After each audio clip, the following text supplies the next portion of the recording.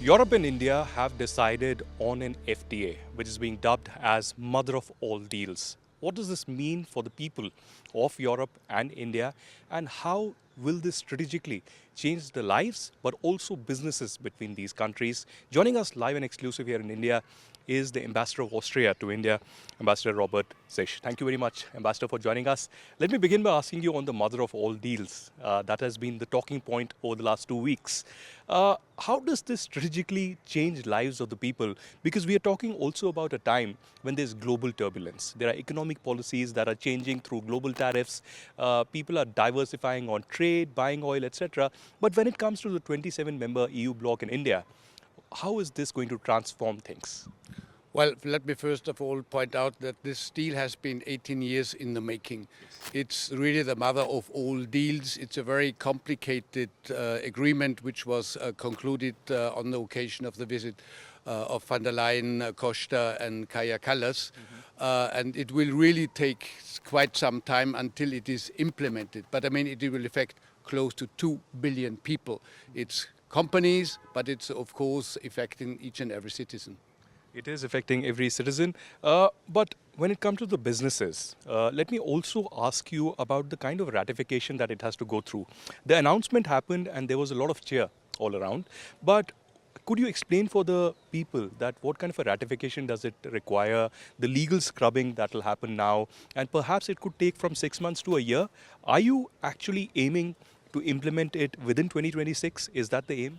Well, at least officially, the aim is to conclude it in 2026, which could give you simply a clear signal that we're not only talking about the conclusion of that agreement, but really implementing it and also bringing it to the people.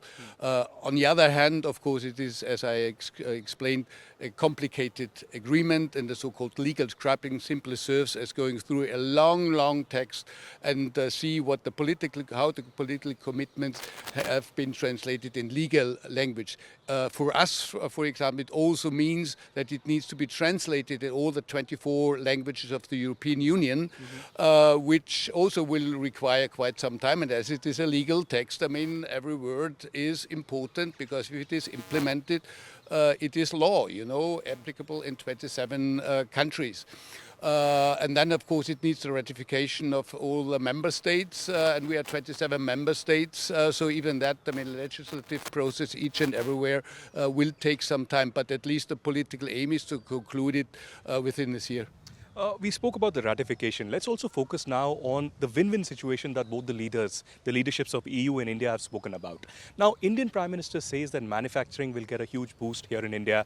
There's a slogan, Make in India, that the Prime Minister loves and speaks about very often. Similarly, the kind of cut in the duties of the high-end EU cars is massive. I spoke recently to the CEO and president of BMW, who was cheering for it. He said it will impact only 5% of the imports that are coming in, but still it means a huge change. How would you see in this particular sector the cars, but also overall, for instance, the Austrian wine that could now be easily accessible to the Indians? Well, I mean, cars, I guess, are those products which are popular in each and every country. And independent, of the number of cars which are imported or exported, it is a key industry, because it's not only the cars, it's the automotive sector, the supply chain which is behind it. So it's also a very important economic factor. So cars are very dear also to many Austrians. They love cars, and they pay actually quite a high price for cars as compared to other goods. And as regards wine, I mean, being new in that country 1 month into my current office, and if I may say, enjoying my life really enormously here in that country, really very dynamic. But I was quite surprised to learn how high the tariffs on wine are. And we are a wine producing country, high quality wine in fairly large quantities as well, which we export everywhere, but those heavy tariffs, I mean, are impediment to trade. So I guess we can expect a huge boost of the exports of Austrian wine, and I think that Indian consumers will love it. The wine, the cheese, and the cars. It is the best combination, really, Ambassador. But what are the key sectors when it comes to Austria? focusing on India, be it medical devices, be it fintech, be it, other sectors like green hydrogen. There's a lot of focus here in India on green hydrogen also. The cars are changing, the makes are changing, and we are focusing on things that are sustainable in many ways. So what are the top priority sectors when it comes to Austria here in India? Well, normally our main export products is machinery in the widest sense possible. Okay. I see that, especially under the government of Prime Minister Modi, the infrastructure sector is really booming, airports, rails, streets, roads are built, at a level in which is unimaginable in Austria and also, of course, in whole of Europe. Yeah. So this is a large segment of our economy, which I would assume will benefit enormously. But, we are present in almost all the sectors. So I would not even limit it to one. We have seen a very constant growth of our exports and also investments here in India over the past years. And also quite surprised, we are relatively small. Compared to India, we are a small country. Normally I say we're a medium-sized country. Yeah. About the high number of Austrian subsidiaries here. So we are already heavily investing here. We've got 160 Austrian companies already operative here. And already in January, we already 2 openings of new plants here, and we go to the opening of 2 other plants in March. So there's hardly any month where there's not the opening of an Austrian company here. Ambassador Zischg, while we are speaking about India-Austria ties, let me ask you, recently, or maybe sometime back, we had the Indian Prime Minister visit Austria. There was a lot of color, a lot of happy faces out there, and that was the first visit in over 40 years. Could we expect the top leadership of Austria also visiting India? Any high-level delegations that are on cards? What are you working around now on? Well, we will have, that is already confirmed, the visit of our State Secretary for Digitalization, who will attend the AI Summit in 2 weeks' time, and actually will not only be here in Delhi, but also go to Bangalore. And then we are really working, and I cannot disclose the details right now because still in the making, but a really high-ranking, very high-ranking visit from Austria in a very few months. Well, that's good to hear. Europe often speaks about de-risking and supply chain resilience. And when we speak about the big elephant in the room, and that is China, from India's standpoint or from the Europe standpoint, how much of strategic dependence on China remains now? And is Europe increasingly also looking at diversifying? And that's why we see the India-EU trade deal. Well, I think that the rapid conclusion now of the India-EU free trade agreement is, say, the consequence of that multipolarity which we are witnessing over the past 1 to 2 years.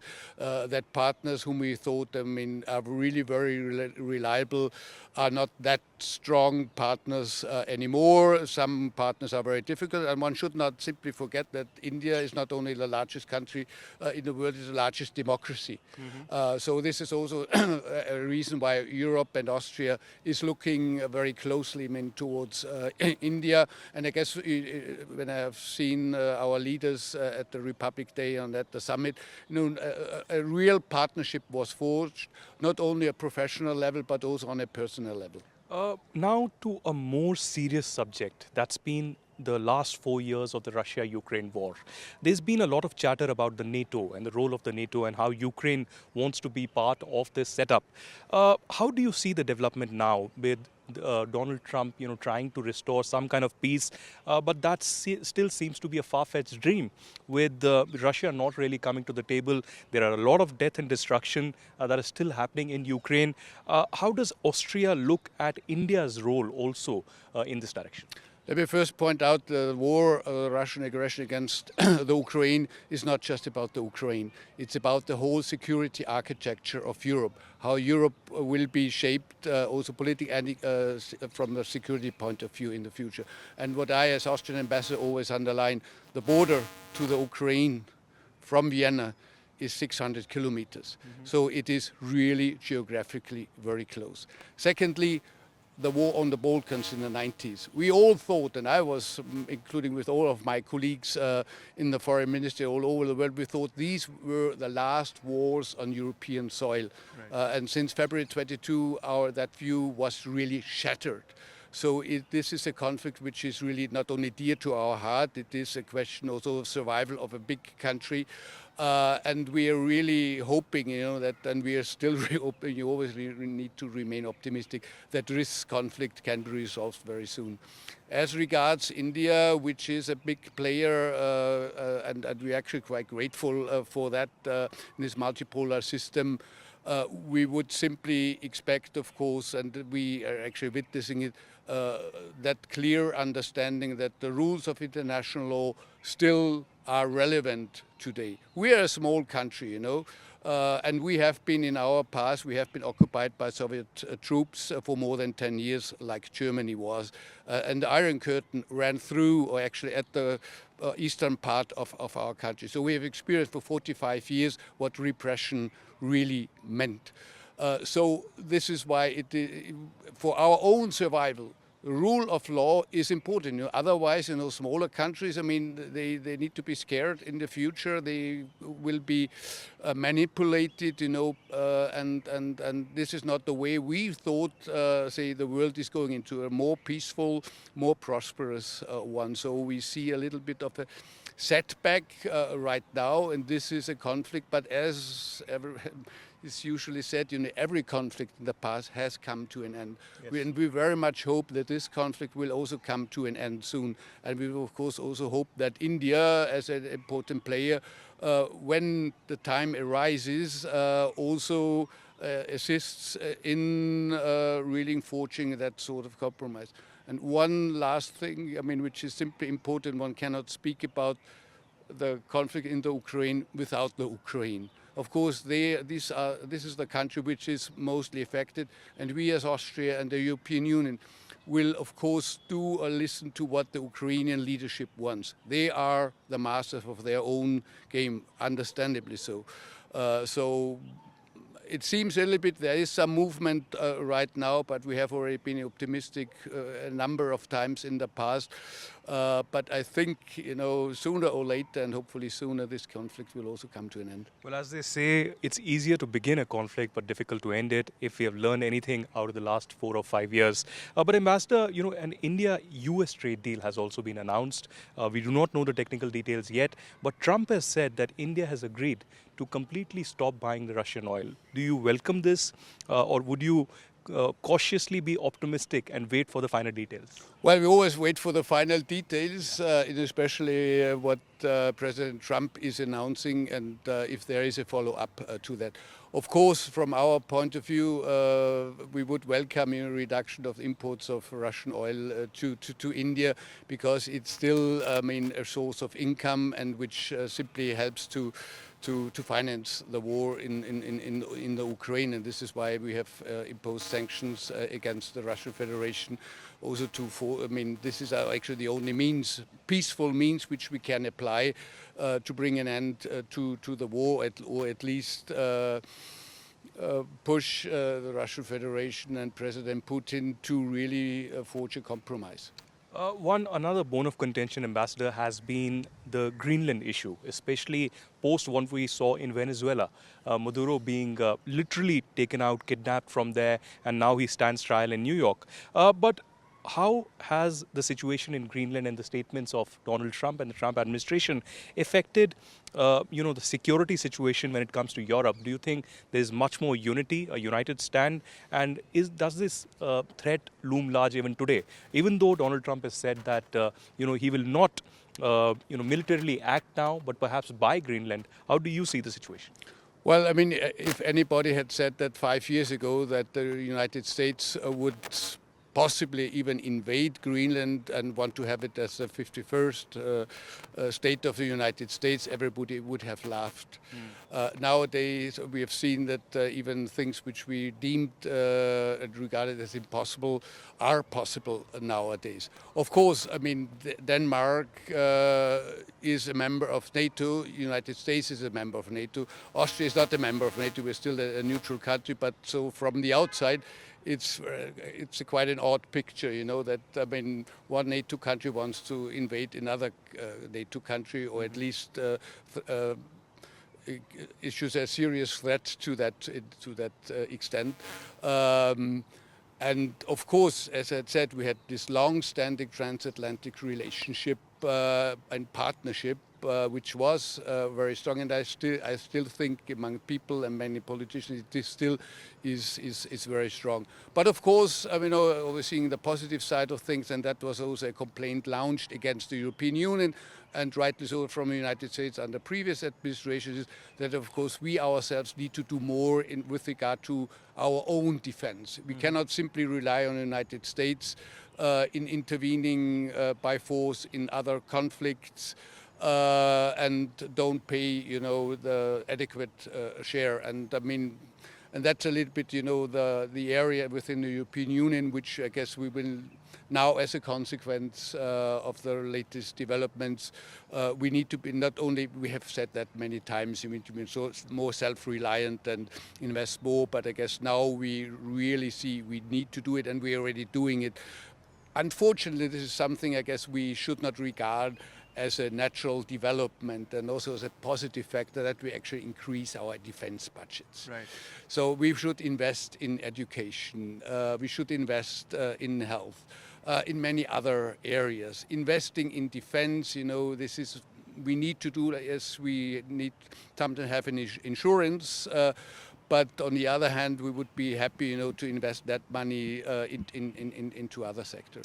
One last question, Ambassador, and this is about people-to-people connectivity. As I said, when Prime Minister visited, we saw a lot of Austrians invested in India, from Indology to innovation, from science and technology to different other sectors as well. The visa regime in Europe has been a cause of concern for Indians, not just because of the lengthy processes and documentation, etc., but also because Indians are very eager to travel. We are a nation that travels a lot, especially towards Europe. Are we going to see some changes when it comes to mobility, when it comes to students going to Austria and other European countries to travel? A lot of people going there to work as well. Yes, I mean, this is one of the very positive developments which I see in the relations between India and Austria. In particular with regard to our technical universities who have concluded the memorandum of understanding last June. And the aim is to bring Indian students to Austria in, for us, relatively high numbers. We now have 1,500 Indian students at Austrian universities. And I'm very confident that we see many more, not only for study, but also for research and also for the Austrian labor market. Our Austrian companies are really looking for a good and young talent, especially in the area of the future with regard to digitalization, artificial intelligence, because when everybody knows, our university also testify to that.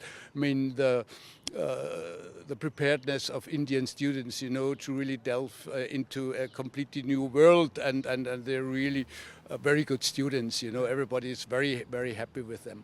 As regards that thorny question of migration, immigration, visa regimes, the Austrian embassy here in Delhi is the embassy right now which has the most visa application with 57,000 per year, and as I said, we are a relatively small country, so it's a really huge number.